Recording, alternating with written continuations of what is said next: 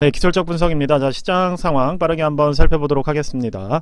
자, 이번 주 조금 제가 바쁘다 보니까 영상을 많이 찍지는 못했는데, 자, 이번 주 흐름에 대해서 한번 빠르게 말씀드리는 시간 가져보도록 하겠습니다. 자, 나스닥 같은 경우에 지금 보시는 것처럼 연 4일 동안 조금 반등이 나왔어요. 자, 짧은 시각으로 즉 스윙 투자를 하시는 분들이라고 한다면 일단은 추세선 하단부에서 지지가 나왔기 때문에 이 부분을 노려볼 수 있다라고 말씀을 드렸고, 지금 그러한 흐름으로 움직이고 있는 상황입니다. 자, 이 부분에 대해서 우리가 어떻게 봐야 되냐면, 저 같은 경우는 그렇게 투자를 생각하는 포인트는 아니에요. 그러니까 이제 역배열에서 이제 되돌림 반등이 나오는, 자, 지지 구간이 잡히면서 반등이 나오는 구간인데, 뭐 짧게 들어간다라고 한다면 이제 투자를 할 수 있겠지만, 저 같은 경우는 계속해서 주식에 신경을 쓸 수 있는 상황이 좀 아니었어서, 자, 요 반등에 대해서는 매수를 하지 않았습니다. 자, 뭐 물론 당연히 매수할 수 있는 구간이에요. 일단 단기 이평 자체는 지금 뚫어버린 상황이고, 자, 그렇다고 한다면 일단 저항이 나올 수 있는 포인트는 보시는 것처럼 기존에 잡혀있는 추세선 상단, 즉 14,000 정도의 라인에서 한번 저항이 나올 수가 있다고 생각이 됩니다. 자, 보시는 것처럼 자, 요렇게 이 부분에서 어느 정도 요렇게 저항 라인이 조금 잡혀 있었기 때문에 자, 14,000 정도 라인에서 아마 조금 저항이 나올 수 있지 않을까 라는 생각이 들어요. 자, 그런데 이제 여러분들께서 조금 주의를 하셔야 되는 부분은 뭐냐면, 반등이 너무 급격하게 되돌림이 나오면, 즉 V자의 폭 자체가 너무 가파르기 때문에 하방 조정이 나올 때도 가파를 수 있다는 점을 여러분이 염두를 해 주셔야 됩니다.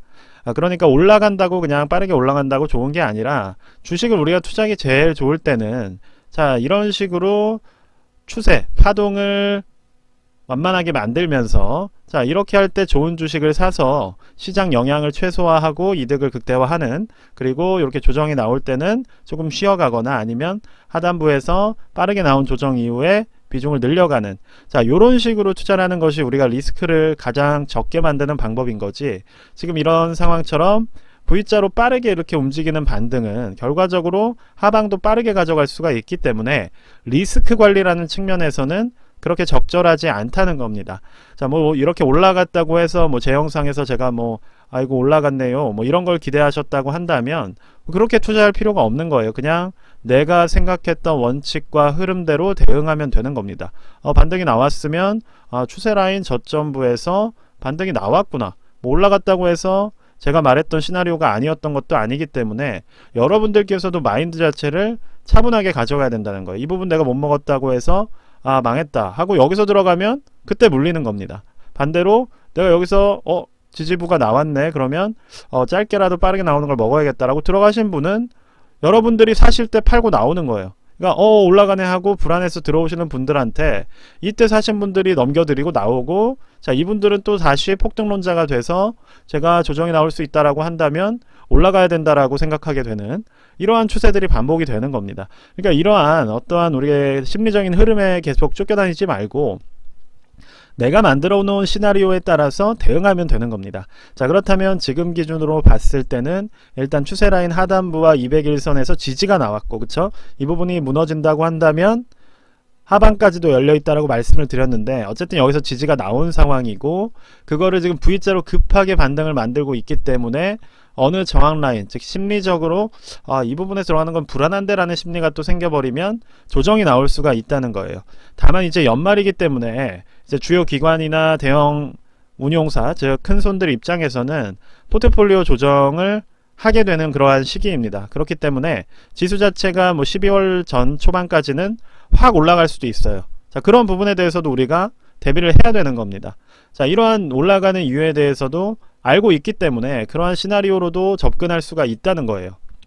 자, 그래서 저 역시도 좋은 추세에 있는 뭐 그러한 종목들을 뭐 어제 오늘 조금씩 모아가고 있는 상황이고, 자, 그러한 식으로 우리가 각자의 시나리오에 맞춰서 지금은 대응을 해야 될 시기라는 겁니다. 자, 그래서 주요한 시나리오 흐름을 좀 정리를 해보자면, 일단은 14,000 라인에서 저항을 맞고 한번 떨어지는 흐름이 있을 수가 있고, 자, 이 부분을 뚫고 되게 급하게 빠르게 12월 초까지 움직이는 그러한 시나리오가 하나 있을 수가 있어요. 자, 그래서 1번, 뭐 2번 시나리오에 맞춰서 우리가 대응을 하면 되는 것이고, 만약에 이 부분에서 뚫지 못하고 저항을 맞는 흐름이 나온다면 매도를 하는 것이고, 만약에 그러한 리스크까지도 내가 가져가고 싶지 않다라고 한다면 어차피 뭐 한 달 이내에 이 움직임이 정해지고, 결과적으로 제가 항상 말씀드리는 골짜기가 깊으면 산이 높다라는 말도 있고, 뭐 산이 높으면 골짜기가 깊다는 말도 있듯이, 자, 급하게 올라가면 급하게 조정을 받게 돼 있습니다. 그리고 만약에 추세가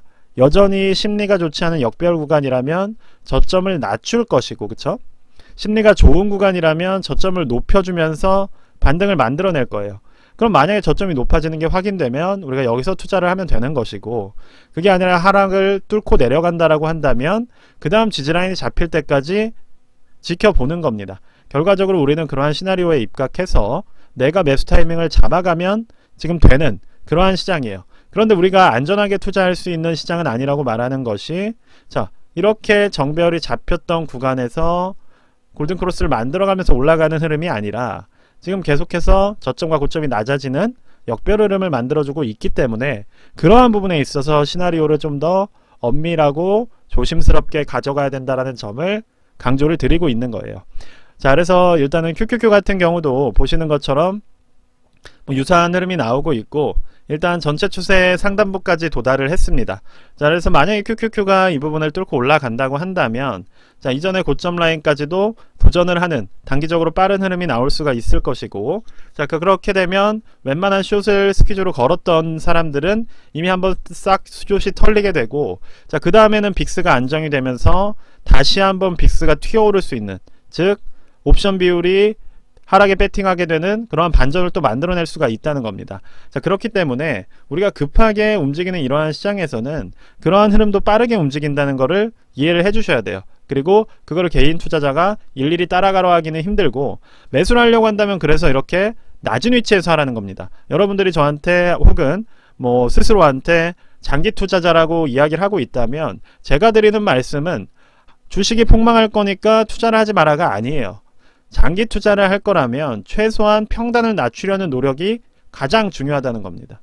싸게 사는 게 가장 중요한 것이고, 싸게 살려면 추세를 봐야 된다는 거예요. 여기서 사는 건 싸게 사는 게 아니라는 겁니다.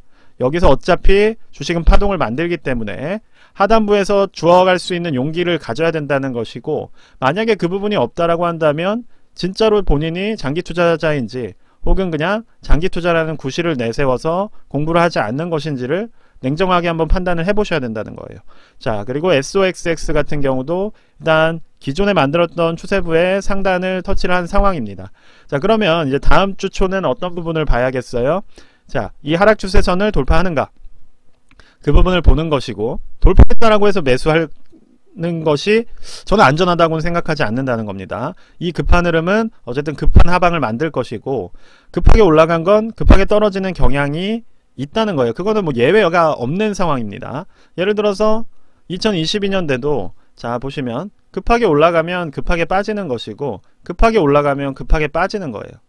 어떠한 것이든 비슷합니다. 그러니까 상방이 급하게 나왔을 때는 하방도 급하게 나올 수밖에 없기 때문에 이러한 역배열 구간에서는 이러한 흐름이 나올 수 있다는 거에 항상 대비를 해주시고, 이 추세를 뚫고 올라갔다라고 해서 아, 여기가 안전하구나가 아니라 이런 식으로 다시 저점으로 확인하러 올 수가 있기 때문에 그러한 부분들을 우리가 조심해야 된다는 거예요. 자, 그래서 일단은 주의해야 될 부분들, 즉 우리가 이렇게 반등이 나왔지만 역배열에서 급한 반등은 결과적으로 저점부를 다시 확인하러 나오는 물량으로 다시 출하가 될 수 있기 때문에 그 부분에 대해서 여러분들이 염두에 두면서 시나리오를 짜야 된다는 점을 말씀을 드린 겁니다. 자, 테슬라 같은 경우도 살펴보시면, 자, 지수에 비해서 오히려 에너지가 약한 상황이에요. 그쵸? 반등이 뭐 세게 나왔다기보다는 오히려 좀 더 약한 반등이 나오고 있고, 자, 그렇다고 한다면 테슬라 같은 경우는 아직 추세 라인에 있어서 상단부가 좀 많이 남아있는 상황입니다. 그쵸? 단기 저항도 역시 위에 존재를 하고 있기 때문에 역시나 지금 싸게 살 수 있는 기회라고 보기는 어렵다는 거예요. 자, 그래서 그런 부분들을 염두에 두면서 우리가 시간 조정을 가져갈 때는 이 시간을 견디는 능력도 필요하다는 겁니다. 자, 어쨌든 시간이 지나면 우리가 조금 더 저렴하게 살 수 있는 기회가 올 수 있다는 생각을 가지고, 이럴 때는 그런 기회를 잡기가 어렵겠죠. 왜냐? 저점이 높아졌기 때문에 여기서 우리가 더 싸게 사야지 라고 기다리는 건 적절하지는 않다는 거예요. 왜냐? 여기서 지지라인이 잡혔기 때문에. 그럼 더 올라갈 일만 남아있는 것이고 여기서도 동일했겠죠. 그래서 더 올라갔던 것이고 그런데 어떻게 됐어요? 에너지가 꺾였죠.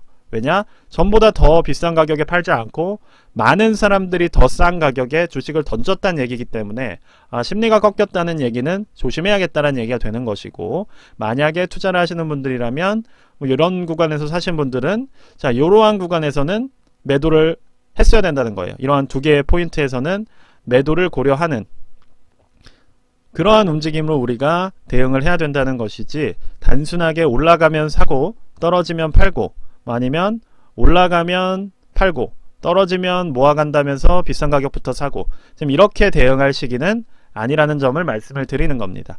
자, 시장에 거시적으로 보면 일단은 FOMC에서 금리 동결 이슈가 나오면서 시장이 그것을 어쨌든 즉 곧 금리 인하가 시작될 것이다 라는 쪽으로 해석을 하는 방향으로 가져가고 있어요. 자, 그렇게 해석을 가져가고 있기 때문에 그러한 부분들이 지금 시장 심리에 영향을 주고 있는 것이고 사실 이 심리는 큰손들이 심리를 바꾸려고 한다면 순식간에 바뀔 수도 있습니다. 금리가 언제까지 동결될지 모른다. 뭐 이런 식으로 또 이야기가 바뀔 수 있기 때문에 빠질 때 한번 지켜보세요. 그런 얘기들로 다 제목들이 바뀔 겁니다.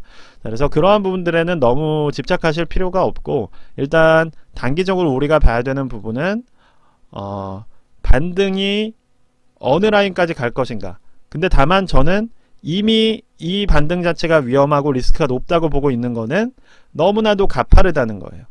만약에 우리가 이 반등이 좀 안전한 반등이라고 본다면 차라리 여기서 이렇게 저점 라인을 만들어 가면서 조금이라도 저점을 높이는 흐름이 나와주는 게 오히려 좋은 것이지 그러면서 이 단기 이평을 다시 위쪽으로 만들어 가는 게 좋은 것이지 이렇게 급하게 올렸다가 다시 급하게 조정을 받는 거는 그렇게 좋은 흐름은 아니라는 점을 말씀을 드리는 겁니다. 그래서 우리가 리스크로서 봐야 되는 부분을 한번 오늘 지적해 드리는 시간을 가져보았습니다.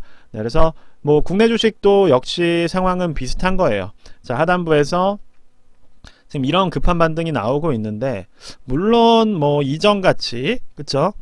코로나 이후 같이 금리가 제로 금리까지 수렴을 하면서 정말로 유동성과 자산 버블을 키우던 시기라면 뭐 이러한 반등을 우리가 좋게 볼 수가 있겠지만 자, 지금같이 고금리고 다들 살기 힘들다고 하는 상황에서 이 반등이 과연 요 단기 추세를 뚫고 뭐 장기 추세도 뚫고 이렇게 정배열을 만들어 줄 것인가에 대해서는 사실 좀 의심이 있습니다. 아마도 단기 추세에서 저항을 맞고 자, 외인들의 물량이 조금 나오면서 또 떨어지지 않을까라고 하는 우려가 조금 있는 거예요. 자, 그러한 부분들을 우리가 고려를 하면서 좀 시장 리스크에 대응을 하면 좋겠고 그럼 국내 주식은 언제 매수를 합니까? 자, 이렇게 만들어지는 시기가 있잖아요. 그렇죠?